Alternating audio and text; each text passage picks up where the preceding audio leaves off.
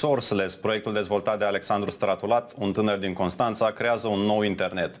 Unul mai rapid, mai eficient și mai sigur pentru utilizator decât era World Wide Web. Platforma Sourceless le permite utilizatorilor să-și construiască un ecosistem virtual care le oferă o securitate cibernetică sporită. În plus, consumă mai puțină energie și face posibil ca un utilizator cu minime cunoștințe tehnice să realizeze în doar câteva minute un site, grafică animată sau chiar un videoclip. Prin soluțiile tehnice deja implementate, platforma le permite utilizatorilor să-și construiască propria versiune de blockchain privat, ceea ce include tokenizarea și soluția tehnică. Mergem acum la Alexandru Stratulat, fondatorul Sourceless. Bun găsit! Salutare! Este aceasta o aplicație concretă a Web3 pe care ați dezvoltat-o dumneavoastră? Da. În viziunea mea, Web3-ul ar trebui să ofere, în primul rând, securitate, ownership, proprietatea asupra bunurilor digitale pe care le avem, o identitate clară și care nu poate fi, să zic așa, atacată din niciun punct de vedere, și aici ne referim nu numai la securitatea împotriva malware-ului, ci și la un pașaport digital care poate fi utilizat permanent în toate companiile și în toate zonele pe care noi încercăm să le interconectăm. Credem într-adevăr într-un Web3 nativ, atât hibrid cât și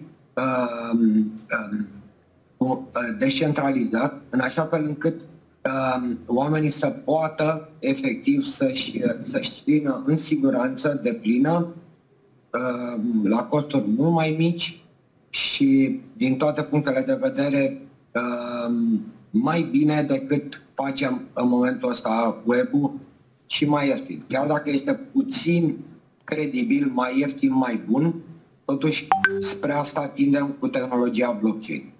Asta încercăm să facem la Sourceless. Dacă ar fi să privim într-un viitor mai îndelungat, care este planul și cum vreți să dezvoltați platforma așa pe termen lung? Credem în primul rând în ownership, în proprietate. Credem într-o gestionare corectă, dând niște coordonate către membri, către utilizatori, care ne pot efectiv, construi atât pe zona personală, cât și pe zona business, în open source-ul pe care noi îl pregătim să-l punem la dispoziție către toți. Tot suportul tehnic din spate pentru a face viața mai ușoară, chiar și părinților mei, care nu sunt atât de tehnici precum mine, către oamenii care sunt non-IT-ști, cu minime cunoștințe tehnice, să pună la dispoziție acel AI de care tot se aude în ultimii ani. Un machine learning și un AI care există deja.